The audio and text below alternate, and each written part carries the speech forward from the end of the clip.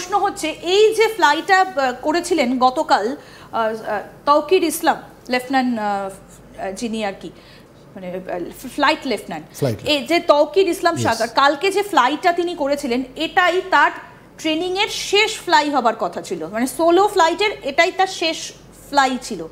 তাহলে যদি তার ট্রেনিং চলে তাহলে তো তাকে ট্রেনি ফ্লাইট দিতে হবে, ট্রেনি এয়ারক্রাফট দিতে হবে। এটা কি ট্রেনি এয়ারক্রাফট? আমি একটু এয়ারক্রাফটের ছবিটা যদি সম্ভব হয় আমি প্রোডাকশন টিমকে বলবো দেখানোর জন্য, কারণ এই যে যেখানে ফ্লাই করেছিলেন তৌকির সেটা কি কোথাও আপনার কি মনে হচ্ছে এই যে F7 যেটাতে তিনি ফ্লাই করেছিলেন এটা কি ট্রেনি এয়ারক্রাফট ছিল?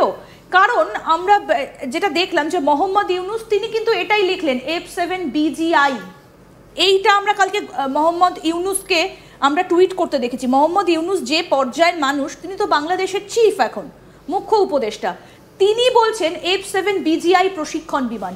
এটা যদি প্রশিক্ষণ বিমান হয়ে থাকে তাহলে মানে আমি এইটা না মেলাতে পারছি না যেটা কি সত্যি প্রশিক্ষণ বিমান ছিল, কারণ দেখুন এটা সোলো ট্রিপ যেটা দেখে মনে হচ্ছিল। দেখুন কাল থেকে আজ পর্যন্ত সব ডিটেলগুলো বাইরে আছে, কিন্তু এটা ধোলা আছে, এখনও এটা রহস্য আছে, রাইট? একদিকে আপনি ইউনুসের কথাটা ভাবলেন আর অন্যদিকে ISPR, আমি দুটো টুইটই পাশাপাশি দেখাতে পারি। অ্যাবসলিউটলি। ওর মধ্যে আপনি তো এত সুন্দরভাবে আপনারা নিজেই বুঝিয়ে দিয়েছেন কি সিঙ্গেল ককপিট আছে, দুজনের ককপিট আছে ট্রেনিংয়ে, এটা দুজনের মধ্যে এর মধ্যেই লুকিয়ে আছে সব রহস্যগুলোটা, 35 স্কোয়াড্রনের রহস্যগুলোটা। বাহ, বহুত সুন্দরভাবে দেখুন, ডান দিকে আপনার দেখাচ্ছেন চিফ অ্যাডভাইজার লিখেছেন F7 BGI, আর এইদিকে আপনার বলছে একটি এটা প্রশিক্ষণ যুদ্ধ বিমান আছে। এটা দুটো আলাদা আলাদা জিনিস না, এর মধ্যে লুকিয়ে আছে কেন জানেন? এই যে যদি এটা ট্রেনিং যদি এয়ারক্রাফট থাকে তাহলে ওর কন্ট্রোলগুলো কোথায়? ওর পার্শিয়াল কন্ট্রোলগুলো গ্রাউন্ডে থাকে, কেন যে উপরে একটা নতুন একজন লোক যেটা ইন্ডাক্ট করা হচ্ছে, যাকে ট্রেনিং করা হচ্ছে, ওর পেছনে একটা ট্রেনার দেওয়া হচ্ছে, আর ওটা কোথায় যাবে, কি যাবে, কোথায় রুকবে, কোথায় কি করে ল্যান্ডিং হবে, কোথায় টেক অফ হবে, এর জন্য একটা গ্রাউন্ডে কন্ট্রোল করা হয়। আর এই যে চেঞ্জ যেটা হচ্ছে ইউনুস আর ISPR এর মধ্যে যেটা তফাৎ আছে, এটা আপনারা প্রথম এটা আপনি পয়েন্ট আউট করেছেন, আর আজকে আমাদের বাংলাদেশের সবাই এই কথাটা বলছে কি কেন এটা চেঞ্জ হয়েছে, আর এর মধ্যেই লুকিয়ে আছে সবগুলো কথাগুলো। জানেন আজকে 22 তারিখ, 22 জুলাই, 21 জুলাইতে এটা হয়েছে। আপনি জানেন এটা অদ্ভুত, মানে অদ্বিতীয়, এরকম কোনো দিন কোনো জায়গায় শোনা যায়নি। কি জিনিস? প্রথম জিনিস, ওনার এয়ার চিফ কোথায় 21 তারিখ কোথায় ছিল? তাহলে আমরা এই বিষয়টার দিকে একটু নজর দিই যে কোথাও কি টার্গেট ছিল ওয়াকারুজ্জামান, তাকে জানে শেষ করতে কি কোথাও একটা এই ছকটা কষা হয়েছিল?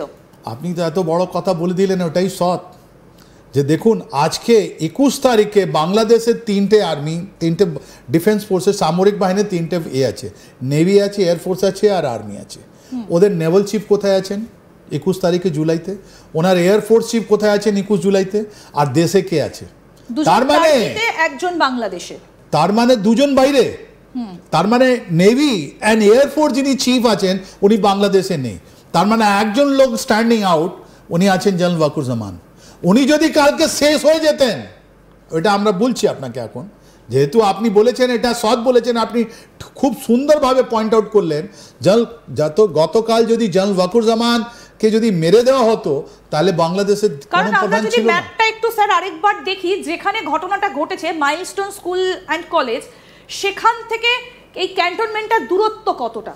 বেশি দূরত্ব নয়, সব কাছাকাছি আছে। এই আপনার ইন্টারন্যাশনাল এয়ারপোর্টের সাউথের দিকে বা ওয়েস্ট দিকে আপনার এয়ারফোর্স স্টেশন, আপনার ঢাকা ক্যান্টনমেন্ট, আপনার যেখানে ওয়াকারুজ্জামান থাকেন, সব কাছাকাছি আছে। মানে খুব বেশি নয়, 10 থেকে 15 কিলোমিটার মধ্যে সব কিছু আছে।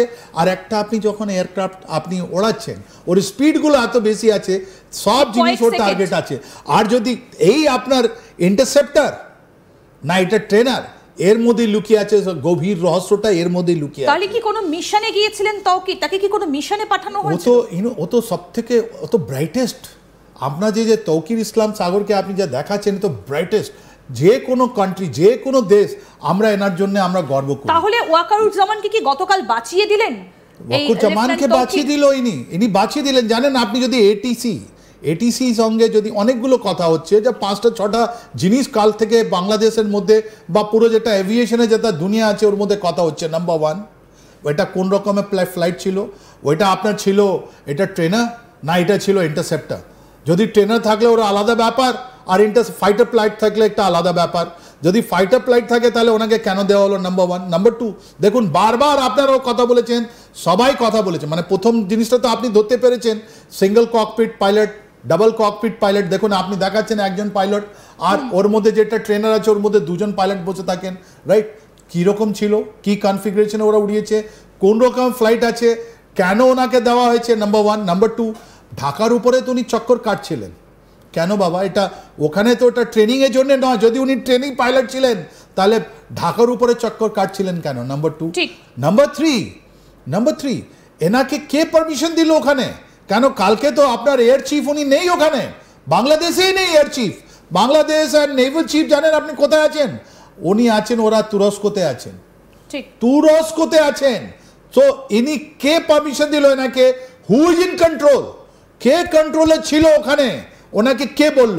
চতুর্থ জিনিস, আপনি এটিসি সঙ্গে যদি আপনি কথা শোনেন এদের কথা, ইনি এক চক্কর মারার পর, 2 চক্কর মারার পর ইনি বলছেন এটিসিকে আমি যখন ল্যান্ডিং করতে অ্যাপ্রোচ করতে যাচ্ছি আমার ফ্লাইটটা বাড়ছে না, আমার ফ্লাইটটা উপরে উঠতে পারছে না, মনে হয় আমার সব সিস্টেমগুলো জাম হয়ে গেছে, রাইট? যদি ইনি বলছেন এটিসির সঙ্গে একটা কনভারসেশন আছে উনি, তো এটিসি ওনাকে বলছে ইজেক্ট করতে। তার মানে কি হলো, ইনি যখন ওড়াচ্ছিলেন unsuspected brave son of Bangladesh, brave pilot, দেখুন আপনি দেখিয়েছেন 2 জন পাইলট যার ট্রেনিং পাইলট, এই যে brave son flight lieutenant Tauqir Islam যাকে আমরা স্যালুট করছি, ইনি রিপোর্ট করছেন এটিসিকে কি আমার সিস্টেম কাজ করছে না, তখন এটিসি বলছে তুমি ইজেক্ট করো। একদম একজন প্রত্যক্ষদর্শী, মানে তিনি একদিকে যখন আমরা একজন প্রত্যক্ষদর্শীর কথা এবার শোনাবো, কিন্তু তার আগে স্যার আমি যে জায়গাটা আলোচনা করছি, মানে ইনি কি তাহলে ওয়াকারুজ্জামানকে একেবারে বাঁচিয়ে দিলেন? কারণ ওয়াকারুজ্জামানের দিকে তো অনেক দিন ধরে নজর রয়েছে, অনেক রাগ রয়েছে তার উপর অনেকেরই দেশের ভেতরে। এটা কি কোথাও একটা সেই প্ল্যানের কোনো একটা পোর্শন বলে আপনি মনে করছেন? আপনি কত সুন্দরভাবে এটা কনক্লুশন ড্র করেছেন, এটাই অ্যাসেসমেন্ট, এটাই কারেক্ট। ইনি কি হলো, ইনি যখন ফ্লাইটটা কন্ট্রোল করতে পারছেন না তখন উনি ফ্লাইটটাকে নিজে নিয়ে আসলেন, আর একসব জায়গায় একটা প্লেনটা গিয়ে একটা গাছে গিয়ে হলো টক্কর হলো, তারপরে ওখানে আগুন লেগে গেছে, ইনি ইজেক্ট হলেন। এটাও কোশ্চেন কালকে প্রত্যক্ষদর্শীর বক্তব্য পেয়েছি, আমরা শোনাই কি বলছেন তিনি, শুনুন।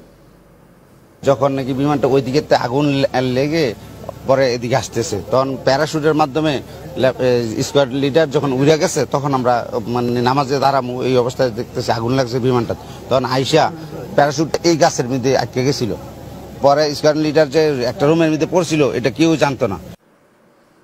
অর্থাৎ এই প্রত্যক্ষদর্শীর বক্তব্য থেকে আমরা বুঝতে পারলাম যে তৌকির ইসলাম তিনি বেরিয়ে এসেছিলেন, এবং সেই ছবিটাও আমাদের কাছে রয়েছে, আমরা সেই ছবিটাও দেখাই, যদিও এই ভিডিও সত্যতা